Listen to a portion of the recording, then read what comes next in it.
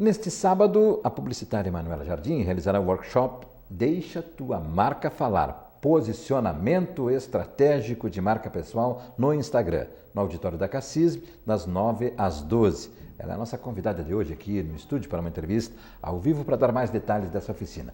Satisfação, tudo bem, Manuela? Boa tarde. Tudo bem, André. Boa tarde. Boa tarde ao pessoal que nos acompanha aqui pela TV Santa Maria. Olha, vamos falar primeiro que esse fenômeno do Instagram cresceu rápido, né? E principalmente pela proposta que já está embutida no nome, né? Instantaneidade diária de aparecer. E como é que consegue isso nas 24 horas, né? Eu acho que esse é o grande lance da história, né? Exato.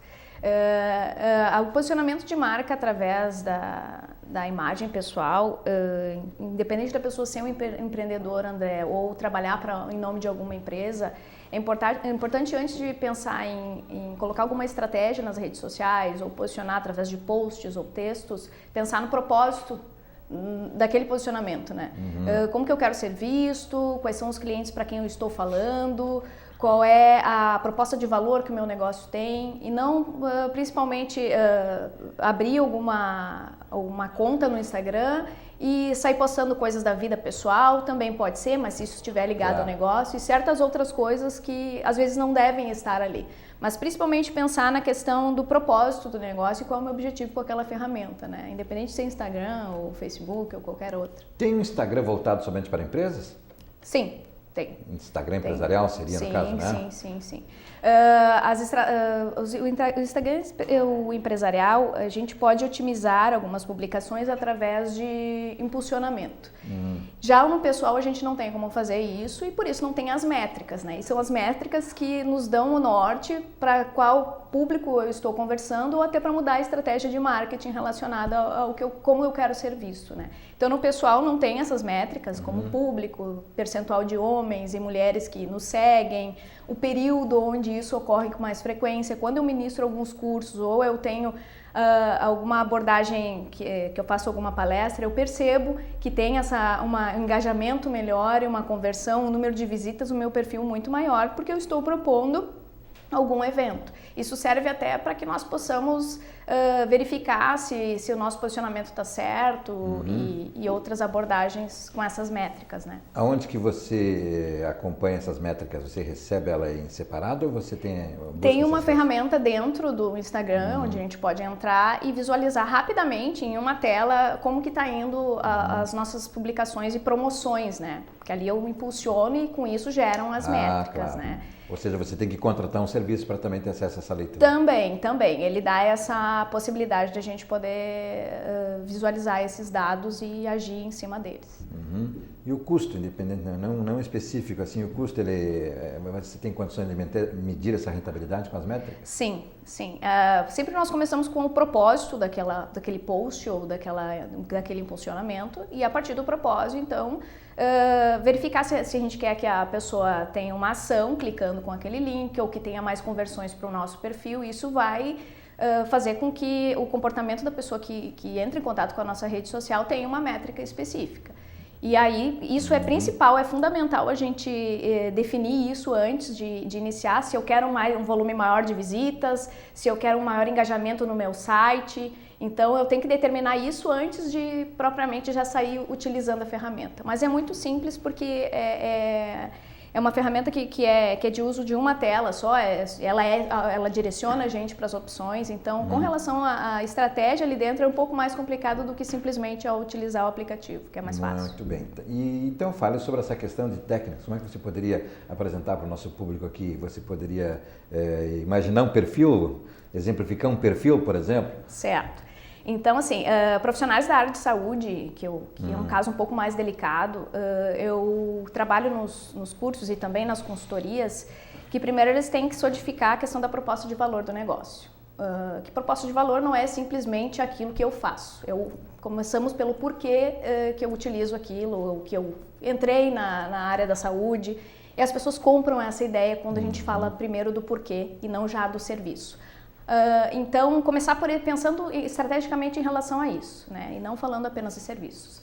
Então, a pessoa pode colocar a foto, se ela é um profissional que trabalha sozinha no consultório, eu indico colocar a foto dela porque a foto vai... Se eu chego aqui na TV Santa Maria, as pessoas me reconhecem, porque a foto do meu perfil é a minha foto, porque o negócio é meu. Já uma empresa que tem uma equipe, é legal colocar o logotipo da empresa na foto do perfil do Instagram. E, principal, a pessoa tem que entrar na página e visualizar todas as coisas que a gente faz num primeiro olhar. Por exemplo, um profissional de saúde que trabalha com odontologia, colocar odontologia e especialidade. E colocar um emoji, né, que é o desenho ali de um dentinho, alguma coisa que identifique para que a pessoa olhe e consiga se conectar com aquele negócio. Bom, periodontia, não é isso que eu preciso. Implantodontia, tá, então eu vou pesquisar dentro dessa rede o que essa pessoa executa de serviços que pode servir pensando no cliente. Agora, o que a gente tem que cuidar em relação ao profissional que está postando as informações, principalmente na área da saúde, o que ele pode e o que ele não pode. Certo. Daí eu indico que ele entre em contato com o conselho dele para que possa entender melhor quais são as diretrizes para o negócio dele. O mesmo acontece com os advogados, né? Então a gente não pode simplesmente trabalhar algumas questões ali porque o conselho não permite, por uma questão ética, às vezes, enfim. Então, cuidado maior é com essas áreas aí que nós temos que ter. Outra questão eu acho muito importante colocar é que essas inovações e alternativas de mídia hoje, né, elas são irreversíveis, ou seja, não vão parar, né? Exato. Podem até mudar para uma outra instância, como entrou o Instagram em relação ao Facebook, mas sempre num público cada vez mais numeroso e exigente até. Você é publicitário, você sabe o que eu estou dizendo. Também requer uma boa dose de criatividade e de objetividade, porque está correndo rápido ali, né? Se a gente já se assustava com os 30 segundos para passar a mensagem no rádio e na TV, imagina, agora você tem ali, né? Na ponta do dedo ali, não é isso? É isso, André. Eu costumo dizer que as mídias, elas são complementares. Quem já não ouviu que com a chegada da televisão o rádio ia assumir? Bom, eu trabalhei em rádio também, a gente sabe que... Nós sofremos com isso.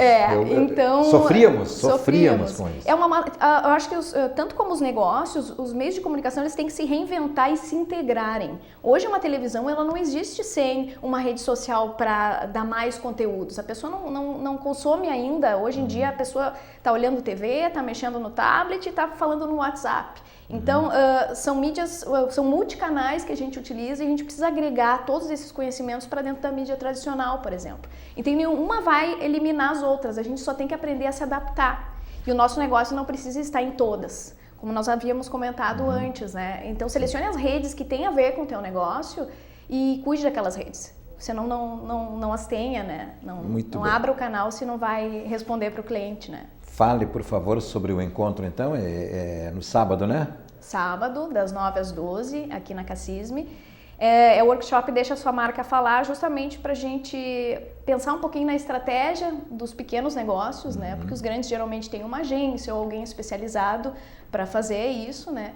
E pensar estrategicamente como a marca de cada um, é uma oficina individual, embora sejam 20 pessoas dentro de sala, para pensar em estratégias, em público, em proposta de valor, em propósito do negócio, para assim depois trabalhar nessas ferramentas do Instagram e fazer com que a marca realmente fale, né?